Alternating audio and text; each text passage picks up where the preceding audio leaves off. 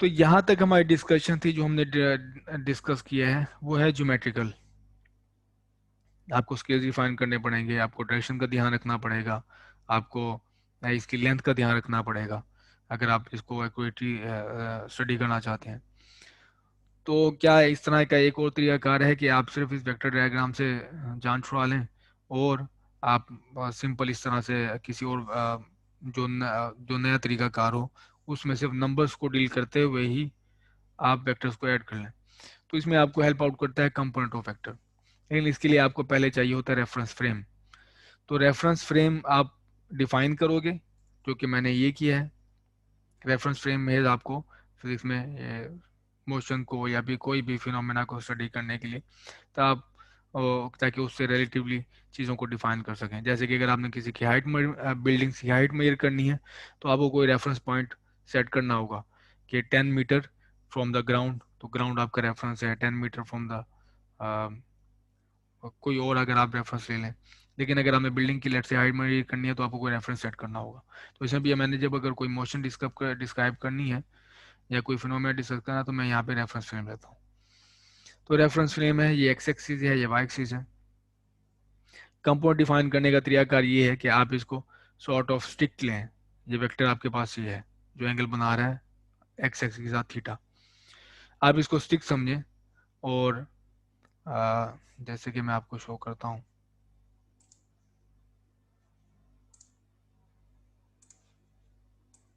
تو یہ میرے پاس ویکٹر ہے. تو مجھے چاہیے اس کے لیے کمپوننٹ ڈیفائن کرنے کے لیے ریفرنس فریم. تو یہ میرے پاس ہو گیا وائی ایکسس, اور یہ رہا ایکس ایکسس. تو کمپوننٹ ڈیفائن کرنے کے لیے آپ یہ کرو گے کہ آپ یہاں سے پرپینڈیکولر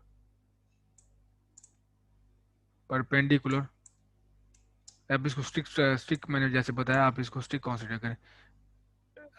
ٹارچ سے اس میں لائٹ تھرو کرو گے اس اسٹک کے اوپر, یا پھر آپ اس کو اسٹک ہی سمجھیں, لائٹ تھرو کرو گے تو یہ جو پروجیکشن بنائے گا ایکس ایکسس کے اوپر, یہ پروجیکشن ہوگا اتنا.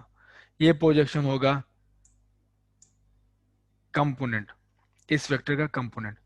اور اگر آپ پرپینڈیکولر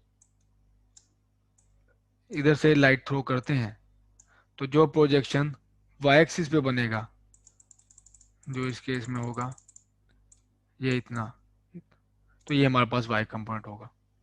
تو یہ رہا ایکس کمپوننٹ اور یہ وائی کمپوننٹ. آپ اس طرح سے کمپوننٹس کو ڈیفائن کر سکتے ہیں. بیسیکلی یہ کیا ہیں, پروجیکشنز ہیں آن دا کراسپونڈنگ ایکسس. تو یہ یہیں پہ میں نے یہ بھی یہی ڈیفائن کیا ہے. یہ میرے پاس ایکس کمپوننٹ ہے, یہ وائی کمپوننٹ ہے. تو ایک اور بھی ڈیفینیشن ہے اس کی کہ آپ نے کمپوننٹس کو صحیح ریزالو کیا ہے یا نہیں کیا. وہ دیکھنے کا طریقہ کار یہ ہے کہ جو اگر آپ کمپوننٹس کو ہیڈ ٹو ٹیل رول کے مطابق ایڈ کرو تو اس کا ریزلٹنٹ آپ کو وہی ویکٹر ہی ہوگا. تو یہ آپ کے پاس ایک ایکس کا ایک ویکٹر ہے, ایکس کمپوننٹ ہے, یہ وائی کمپوننٹ ہے. آپ اس کو ایڈ کرو گے یہاں سے یہاں تک ویکٹر ڈرا کر کے, تو آپ کو ایگزیکٹلی وہی ویکٹر ملنا چاہیے جس کے وہ کمپوننٹس ہیں. ادروائز آپ نے ویکٹر کمپوننٹس صحیح طرح نہیں ڈرا کیا. تو اگر میں اس کو لے لوں, یہ آپ کے پاس رائٹ اینگل بن جائے گی. یہ بیس کے ساتھ اینگل ہے تو اے ایکس, یہ پرپینڈیکولر ہے اے وائی, یہ میرے پاس ہائپوٹینوس ہے. تو بیس کا یہ فارمولا یوز کرتے ہوئے ٹیگنومیٹرک, تو میں یہ ایکسپریشن لکھ سکتا ہوں. اور یہ ایکسپریشن بیسیکلی ہوئے ہیں کہ سائن تھیٹا آپ کے پاس ہے سائن تھیٹا ایکول, اب پرپینڈیکولر اس میں اے وائی ہے, پرپینڈیکولر اے وائی ہے, اور پرپینڈیکولر ہوا ہائپوٹینوس آئے گا. اور یہ اس کیس میں ہمارے پاس میگنیچیوڈ میں لے رہا ہوں, صرف میگنیچیوڈ, لینتھ صرف. تو یہ میگنیچیوڈ ہے. تو اے کو اگر آپ اس سے لے جاؤ تو اے وائی ہو جائے گا اے سائن تھیٹا. تو ایگزیکٹلی اسی طرح cos theta is equal to ہوگا اے ایکس ڈیوائڈ بائی اے, اور اے کو اس طرف اگر آپ لے لو جو کہ اس کیس میں میگنیچیوڈ ہے, وہ آپ کو دے دے گا یہ فارمولا. تو اب اگر آپ نے ایکس کمپوننٹ فائنڈ کرنا ہے تو آپ میگنیچیوڈ ساتھ کاس تھیٹا لے لو, اگر اینگل جو اس کیس میں اینگل ایکسس کے ساتھ ہے, और अगर आपको वाई कंपोनेंट चाहिए तो ए साइन थीटा। और जैसे मैंने आपको बताया कि ये जो इस तरह से भी आपको शो कर रहा है कि जो वेक्टर होता है वो अपने कंपोनेंट्स का रिजल्टेंट होता है। तो ये तो हुआ कि आपके पास अगर एंगल गिवन है, एंगल और वेक्टर की मैग्नीट्यूड गिवन हो तो आप उसे कंपोनेंट फाइंड कर सकते हो। एंगल और मैग्नीट्यूड गिवन है तो आप उसके दोनों कंपोनेंट फाइंड कर सकते हो। और अगर आपके पास कंपोनेंट्स गिवन हो वेक्टर के तो आप उसकी मैग्नीट्यूड और एंगल फाइंड कर सकते हो। ये अगेन मैंने ट्रिग्नोमेट्रिक रिलेशन यूज किया, tan theta is equal to perpendicular over base. तो ये दो टाइप की इन्फॉर्मेशन है जो न्यूमेरिक्स में आपको प्रॉब्लम्स में आपको हेल्प आउट करेंगी कि अगर आपके पास इन्फॉर्मेशन गिवन है थीटा और ए यानी कि मैग्नीट्यूड वेक्टर की मैग्नीट्यूड और उसका एंगल, तो आप उसे कंपोनेंट फाइंड कर सकते हो। और अगर आपके पास कंपोनेंट्स गिवन है तो आप मैग्नीट्यूड और एंगल फाइंड कर सकते हो। एक और कंफ्यूजन मैं यहाँ पे दूर करना चाहता हूँ कि आपने एंगल्स कैसे मेजर करने हैं। एंगल हमेशा आपने मेजर करने हैं counter clockwise from positive x axis. तो counter clockwise from positive axis, तो ये हमारे पास एंगल्स होंगे। तो ये फर्स्ट कोऑर्डिनेट में है तो थीटा इज इक्वल टू 5। ये थीटा हमारे पास एंगल फ्रॉम काउंटर क्लॉकवाइज है फ्रॉम पॉजिटिव एक्स एक्सिस। और अगर आप सेकंड कोऑर्डिनेट में तो ये theta is equal to 180 minus 5 है। 5 क्यों हमारे पास माइनस क्यों करने हैं, तो बेसिकली आप यहाँ पे देखें कि जो ये हमें 5 मिलेगा ये इस फार्मूला के मुताबिक, तो वो उस ट्राइंगल में बनेगा जो ये ट्राइंगल बन रही है। तो ये ट्राइंगल है जिसमें मेरा ये वेक्टर है।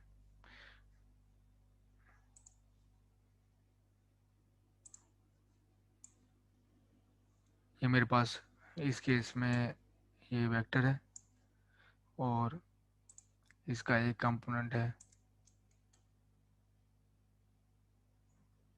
ये और दूसरा कंपोनेंट है ये। तो ये ट्राइंगल बन रही है और ट्राइंगल में इसकी जो एंगल होता है, एंगल की डायरेक्शन है इसमें, और वो डायरेक्शन होगी हमेशा पोस्ट एक्स एक्सिस से, पोस्ट नहीं एक्स एक्सिस से स्टार्ट होगा और एंगल एंड होगा हाइपोटेन्यूज पे, उसकी डायरेक्शन ये होगी। तो इस केस में आप देखें कि इसकी डायरेक्शन क्या है, काउंटर क्लॉकवाइज। तो हमारे पास एंगल है जो हम पॉजिटिव एंगल ले रहे हैं वो है एंगल काउंटर क्लॉकवाइज पॉजिटिव है। तो ये पॉजिटिव एंगल है, इसकी डायरेक्शन ऑपोजिट है, तो 180 माइनस 5 करोगे आप। इस केस में आप देखें इस केस में आप देखें कि इसमें भी एंगल क्या है, क्लॉकवाइज है, और इस वजह से हम इसको ऐड कर रहे हैं। इसमें देखें ये एंगल जो ट्राइंगल बना रही है वो क्लॉकवाइज है, ये काउंटर क्लॉकवाइज है, तो इस वजह से नेगेटिव करें। बेसिकली एक देखने का ये तरीका है अगर आप कन्वेंशन सेट कर लें। अदरवाइज आप कॉमन सेंस से भी देख सकते हैं कि सब्ट्रैक्ट होना चाहिए या फिर यहाँ पे ऐड होना चाहिए।